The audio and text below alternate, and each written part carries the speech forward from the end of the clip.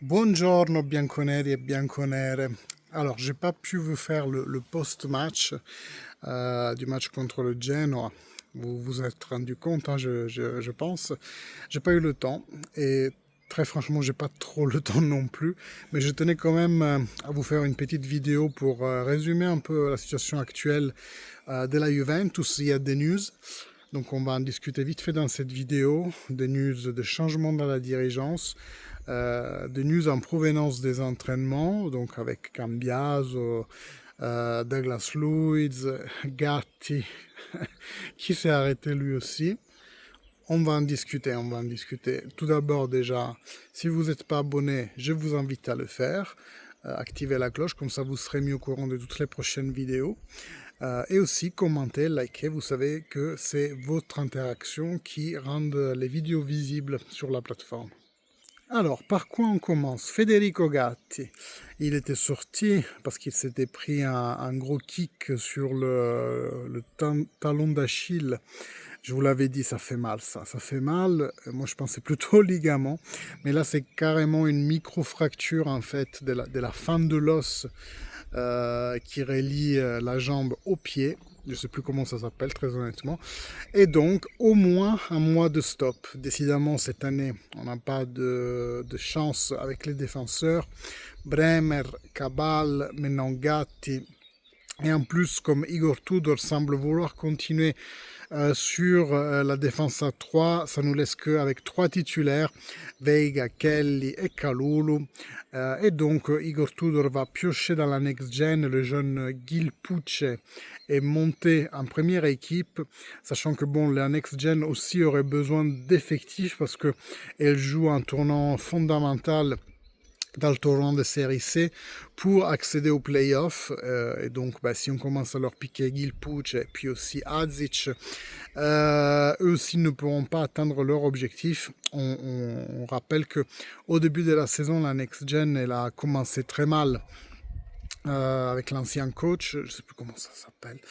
Et puis ils ont rappelé Bonambil qui a réussi à faire ressurgir cette équipe du fin fond du classement de série C pour jouer au playoff. Donc voilà, on va piocher là un seul défenseur, espérons que cela suffise. Le match contre la Roma va être compliqué. Heureusement, Andrea Cambiaso et Douglas Luiz se sont entraînés avec le reste de l'équipe. Plus probable le retour de Cambiaso pour le match que celui de Douglas Luiz.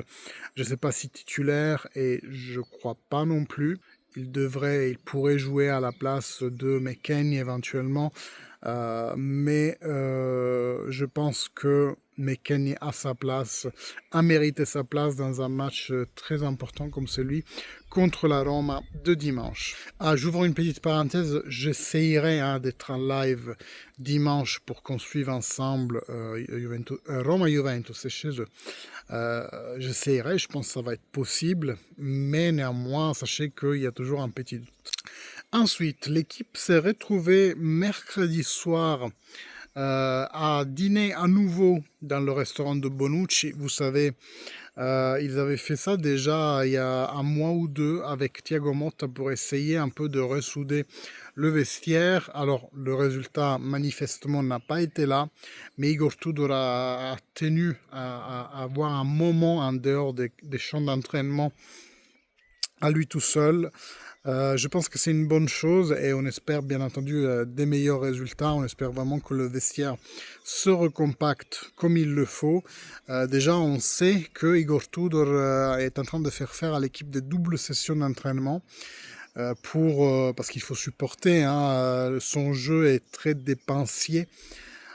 Néanmoins, vous imaginez bien que ça ne remplace pas une préparation physique planifiée en amont de la saison. Donc, il ne peut, à mon sens, que mettre des rustines sur la préparation physique de l'équipe. Ce qui m'amène à Cobb Mainers, parce que un communiqué de la Juventus a rendu notoire qu'en quoi le joueur sera, entre guillemets, mis en pause pendant 2-3 matchs. Alors, notamment pour se remettre en forme physiquement.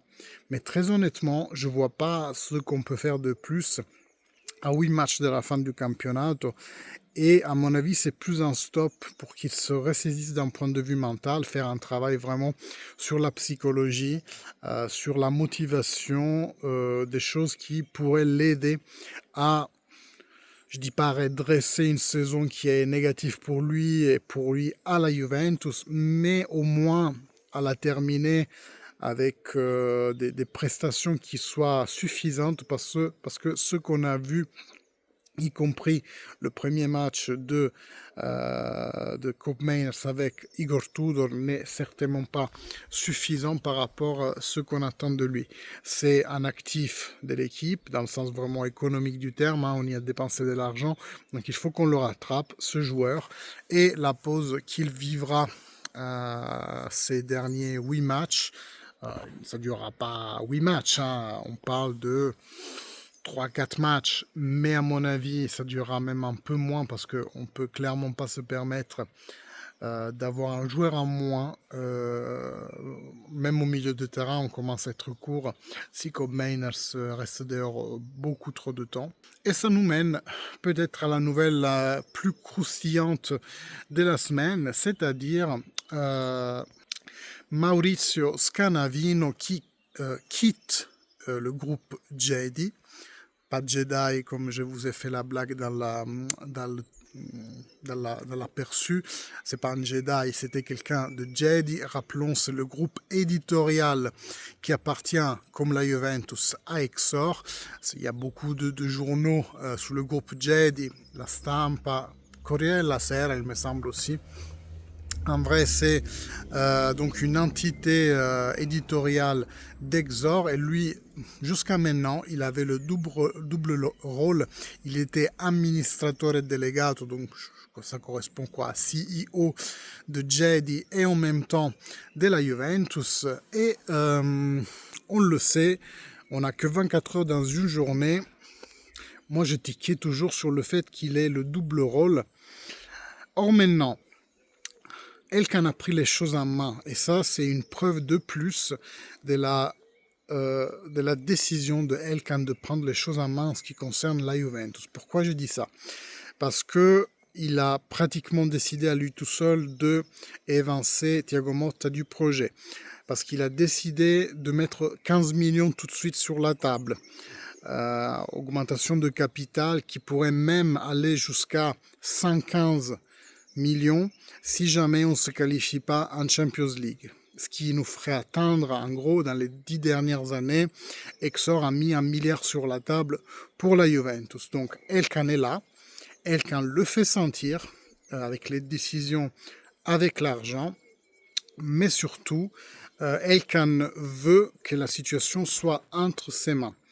Donc nous, tifosi, ça nous ferait plaisir d'avoir un président, un administratore delegato qui soit plus dans le monde du foot. On n'arrête pas de le demander.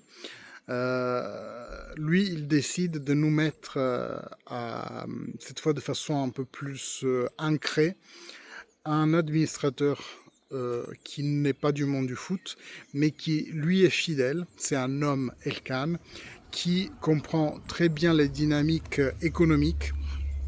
Et ça reste une priorité pour la Juventus et pour Jedi. Je sais que nous, ça ne nous plaît pas trop. Et moi, je me mets dans le lot global avec tout le monde, hein, parce que moi-même, ça ne me plaît pas trop.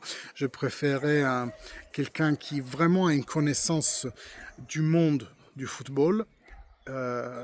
Il faut se ressoudre au fait que l'amministratore delegato, ça sera un homme de confiance Elkann et qui, même s'il ne connaît pas beaucoup de foot, est expert dans des thématiques d'entreprise. Je change d'endroit parce qu'il y avait un énorme gap, c'était limite un Apache, quoi. Bon, bref. Donc, il faut se ressoudre à ça. Et c'est, comme dit, une preuve de plus que Elkann veut la main mise sur le Juventus. Il veut un appel quotidien pour savoir ce qui se passe. Et la chose qui, quand même, fait plaisir, c'est qu'il ne nous lâche pas. Moi aussi, je souhaiterais le retour d'Andrea Agnelli, de retrouver peut-être un peu cette empreinte-là. il faut se résoudre au fait que pour l'instant on est avec Elkan et c'est quand même mieux ça qu'avoir un fonds d'investissement étranger, qui soit-il qatari, qui soit-il chinois, qui soit-il américain, qui achète la Juventus et qui n'est pas du tout, mais alors pas du tout, l'ADN qui nous vient des Agnelli. Et je ne parle pas de l'ADN, la vraie biologique, je parle vraiment d'une ADN faite de mentalité. Voilà pour ce petit résumé. Vous aurez sûrement pas d'autres vidéos avant le match. Maintenant, comme dit, je vais essayer d'être présent pour le match, pour le suivre en live avec vous. Je vais m'arranger. On se voit bientôt et fino alla fine, forza Juve. Ciao.